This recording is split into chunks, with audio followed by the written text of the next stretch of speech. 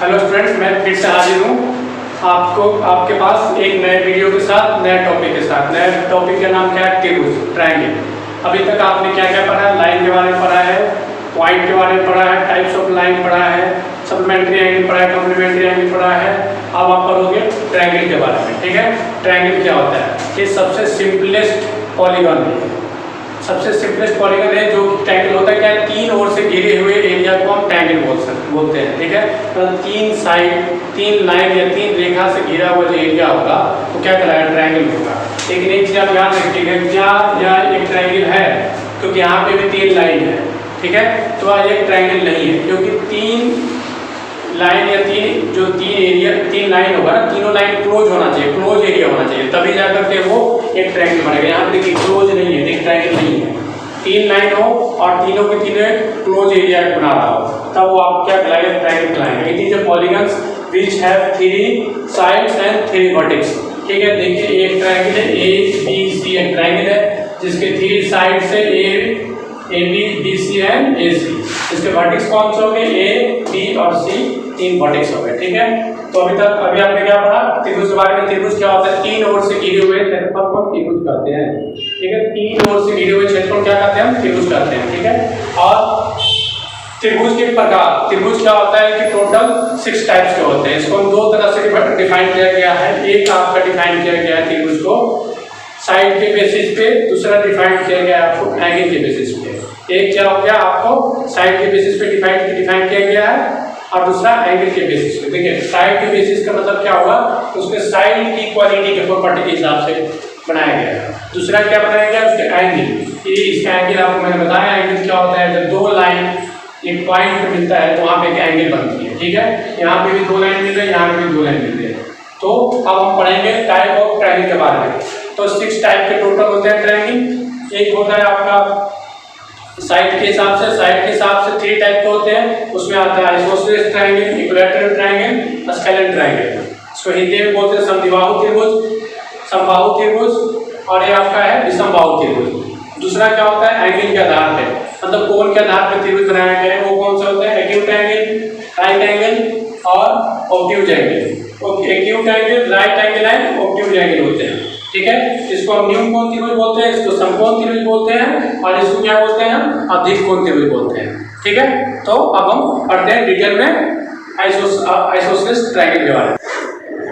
Hello student, तो अभी हम पढ़ते हैं आइसोसेलेस ट्रायंगल के बारे में। समद्विबाहु त्रिभुज, समद्विबाहु त्रिभुज किसे कहते हैं? तो देखिए समद्विबाहु त्रिभुज वह त्रिभुज होता है जिसका 2 साइड इक्वल होगा और एक साइड इक्वल जो होगा और थर्ड साइड इक्वल यूनिट होगा। ठीक है, समद्विबाहु त्रिभुज isosceles triangle is the that triangle which have 2 equal sides and one side is unique side. It is called the समद्विबाहु त्रिभुज, जिसके 2 भुजाएं बराबर हो और एक भुजा बराबर नहीं होगा, यूनिक होगा। वो क्या करेगा आपको? समद्विबाहु, समद्विबाहु, द्वि का मतलब 2, बाहु का मतलब जो होता है बाहु, इसको बोला जाता है भुजा। ठीक है, सम मतलब बराबर, 2 भुजा जो बराबर होगा वो समद्विबाहु कहलाएगा। ठीक है, ये आपका एक एग्जांपल दिया गया है। ए बी सी एक ट्रायंगल है। देखिए आपको कभी भी अगर ट्रायंगल लिखना हो तो आपको ट्रायंगल ऐसे लिखने की जरूरत नहीं है। इसका छोटा सा एक डिनोट करने का तरीका होता है। छोटा त्रिभुज बनाए और यहाँ पे ए बी सी आप लिखिए। ठीक है, इसी तरह से हम एंगल को डिनोट करने के लिए कैसे डिनोट करते हैं मैं बताऊंगा, पहले इसके बारे में पढ़िए। देखिए ये क्या होता है आपका? आइसोसेलेस ट्रायंगल है। इसमें क्या होगा? A B C. इसमें ए बी जो है, ए बी का जो लेंथ है और ए सी का लेंथ है, दोनों का इक्वल है। कभी भी इक्वल डिनोट करने का एक तरीका होता है। अब एक लाइन अगर यहाँ पे खींचा, एक लाइन यहाँ पे किया हुआ, इसका मतलब ये दोनों साइड इक्वल हो गया। अगर इसको मैं ऐसे भी डिनोट कर सकते, 2 लाइन भी डिनोट करेंगे, इससे हो गया कि ए बी जो है इक्वल टू ए सी हो गया। ठीक है, तो यहाँ पे क्या है? ए बी का जो लेंथ है इक्वल है किसके लेंथ? ए सी लेंथ है। ठीक है, हम अगर एक एग्जांपल देते हैं, जैसे एक ट्रायंगल है पी क्यू आर। यहाँ पे क्या है कि ए वाला और ए वाला इक्वल है। ठीक है, पी जो है P R equal to Q R, P R equal to Q R. ठीक है, ए आपका हो गया P R equal to Q R. A भी एक आइसोसेलेस ट्रायंगल है, समद्विबाहु त्रिभुज है, जिसके 2 भुजाएं आपस में बराबर है, वो क्या कहलाएगा? आपका समद्विबाहु त्रिभुज कहलाएगा। ठीक है, इसका अगर हम एरिया निकालने की बात करें, आपको त्रिभुज के एरिया निकालने के लिए आगे, एरिया का मतलब होता है क्षेत्रफल। क्षेत्रफल क्या होता है, पेरीमीटर क्या होता है, इसमें आपको बहुत प्रॉब्लम होती होगी। हिंदी में पेरीमीटर को परिधि बोलते हैं, क्षेत्रफल और परिधि, इंग्लिश में एरिया और पेरीमीटर। देखिए एरिया क्या होता है, जो पूरा कवर किया गया है, ये जो पूरा एरिया है कवरेज, कवर क्षेत्र कवर किया गया है पार्ट, इसको हम एरिया बोलते हैं। क्या कहलाता है आपका, इसको हम क्या करते हैं, एरिया, एरिया या क्षेत्रफल, ठीक है। अब होता है पेरीमीटर, इसको बोलते हैं पेरीमीटर, या इसको हिंदी में हम बोलते हैं परिधि या परिमाप भी बोला जाता है। परिमाप हो गया, परिधि हो गया।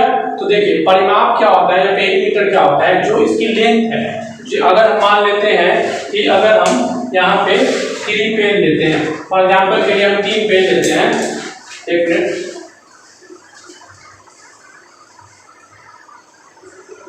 ये आपका 3 पेज है, 3 पेज को अगर ऐसे मिलाते हैं, ये आपका लेंथ, एक थर्ड पेन होगा, टोटल लेंथ होगी ना तीनों पेन की, वो आपका पेरीमीटर कहलाएगा, ठीक है। तो टोटल लेंथ होगी, क्या कहलाएगा, वो आपका पेरीमीटर कहलाएगा।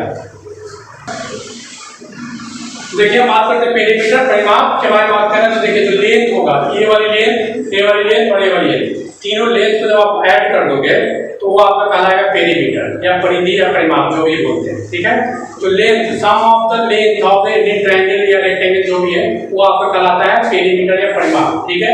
इसका एबी कितना लंबा है, 5 सेंटीमीटर है, 10 सेंटीमीटर है, बीसी लंबा जितना होगा और एसी जितना लंबा होगा, इन तीनों को जब आप ऐड कर देंगे इसके लेंथ को, तो ये आपका क्या कहलाएगा, आपका पेरीमीटर कहलाएगा या परिमाप कहलाएगा, हिंदी में इसमें परिमाप बोलते हैं। लेकिन जो एरिया होता है वो एरिया कंप्लीट होता है, जो कवर करता है एरिया, जिसके जो इसके अंदर में आया वो भाग होगा ना, वो आपको कहलाएगा एरिया, जिसको हम क्षेत्रफल बोलते हैं, ठीक है। तो ट्रायंगल जो होता है, ट्रायंगल का एरिया क्या होता है और ट्रायंगल का पेरीमीटर क्या होता है। पेरीमीटर क्या होगा, तो पेरीमीटर तो सिंपली है, सारे को सम कर दो, सारे जो है इसका लेंथ, इसका पेरीमीटर क्या हो जाएगा,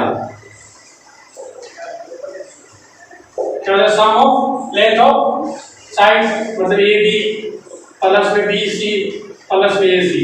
जब हम ट्रायंगल का एक सेपरेट वीडियो बनाएंगे जब एरिया के बारे में, तो आपको वहाँ पे डिटेल में पढ़ना होगा। यहाँ पे आप बस ओवरव्यू कर लो क्या होता है इसके बारे में, ठीक है। पेरीमीटर क्या होता है, इसकी लंबाई, इसकी लंबाई, इसकी लंबाई, सबको ऐड कर दो, पेरीमीटर हो गया। अब हम एरिया की बात करते हैं, तो एरिया क्या होता है, तो फिर ट्रायंगल का एरिया जो होता है आपका 1/2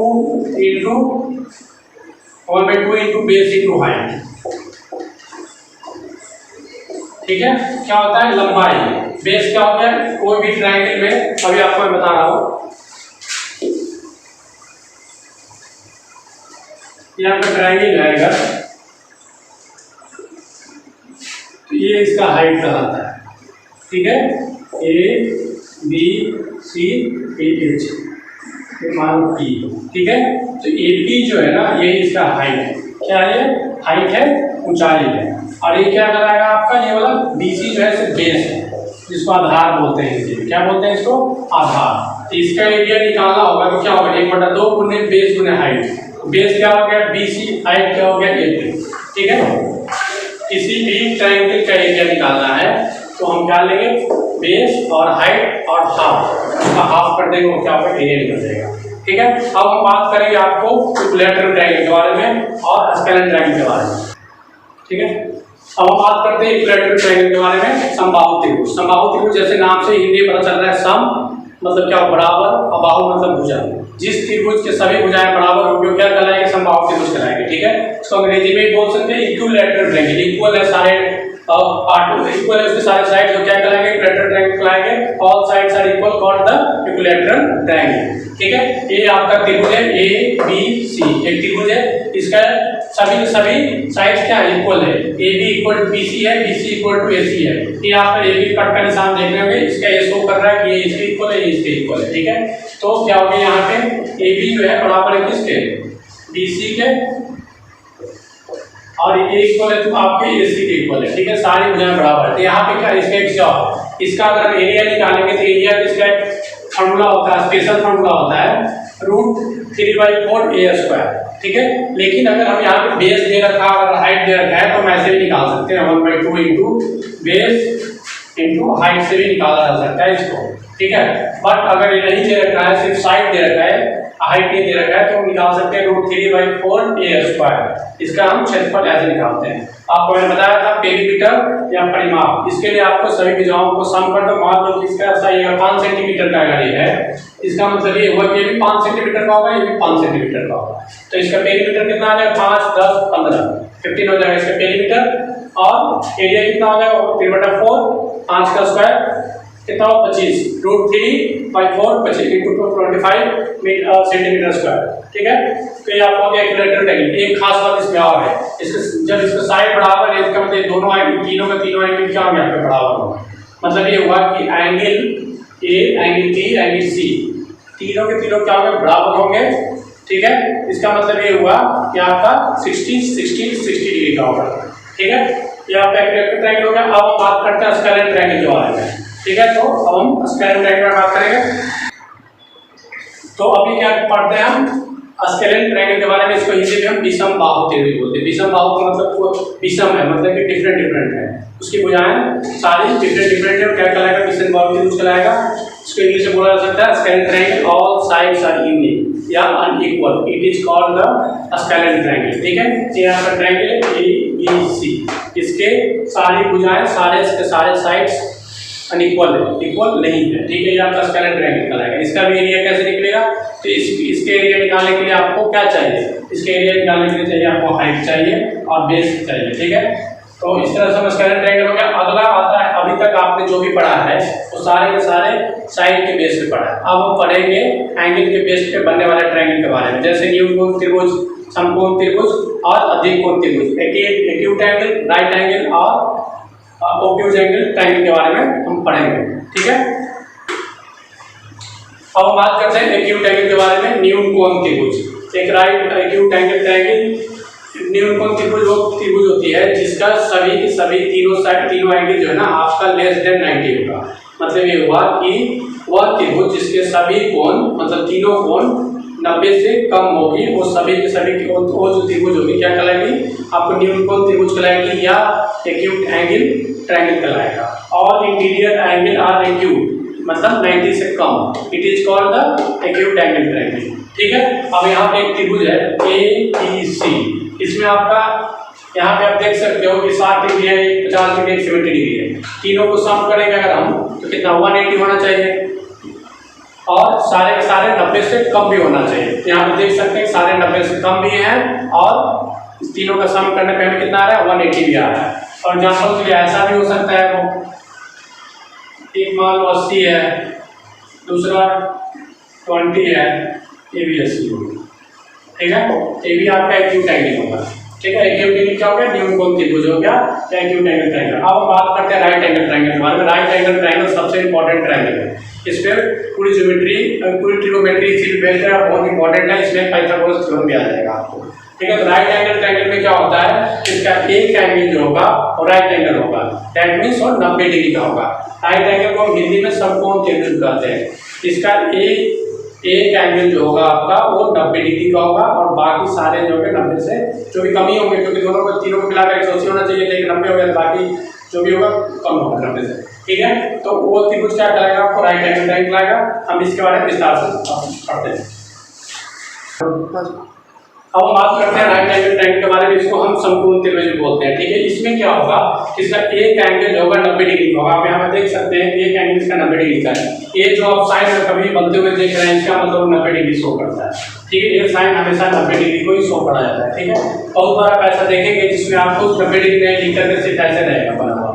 इससे आप समझ सकते हैं वो 90 डिग्री का ही शो किया जाता है। देखिए, राइट एंगल ट्रायंगल है, समकोण त्रिभुज है। देखिए, समकोण त्रिभुज में इसको हम परपेंडिकुलर बोलते हैं, हाइट बोलते हैं, या हिंदी में इसको ऊंचाई बोला जाता है। इसको हम बेस बोलते हैं, आधार। ठीक है, और इसको हम कहते हैं हाइपोटेनियस, इंग्लिश में हाइपोटेनियस कहते हैं, जो कि सबसे लंबी भुजा होती है। राइट एंगल ट्रायंगल में सबसे लॉन्गेस्ट साइड जो होगा अब वो कौन सा होगा? हाइपोटेनियस होगा। ठीक है, और ये हो गया हाइट और ये हो गया बेस। ठीक है, इसमें पाइथागोरस थ्योरम आता है कि हाइपोटेनियस का square equal to base square base का स्क्वायर प्लस में हाइट का स्क्वायर। इसको हम ऐसे भी लिख सकते हैं, इधर से हम आपको हाइट इधर से स्क्वायर हटा करके रूट अंडर हम b का स्क्वायर प्लस में h का स्क्वायर भी हम बोल सकते हैं। ठीक है, इसको हम h का स्क्वायर बोल सकते हैं। ठीक है, मतलब ये हुआ कि कर्ड square equal to root under base का स्क्वायर, आधार का स्क्वायर और ऊंचाई का स्क्वायर। ये आपका हो गया, ये फार्मूला है, बहुत इंपॉर्टेंट फार्मूला है, आपको इसको याद रखना पड़ेगा। ठीक है, आपको बहुत जगह काम आएंगे। ठीक है, ये आपका हो गया राइट एंगल ट्रायंगल। ठीक, जिसकी एक भुजाएं 90 डिग्री बराबर होती है, बाकी दोनों होगी तो 90 से कम होगी। ठीक है, अब हम बात करते हैं ऑब्ट्यूज एंगल ट्रायंगल के बारे में। ऑब्ट्यूज एंगल ट्रायंगल में क्या होता है, इसका एक साइड जो होगा 90 से ज्यादा होगा, इसका एक साइड जो होगा आपको 90 से ज्यादा होगा और बाकी जो भी होंगे वो 90 से कम होंगे।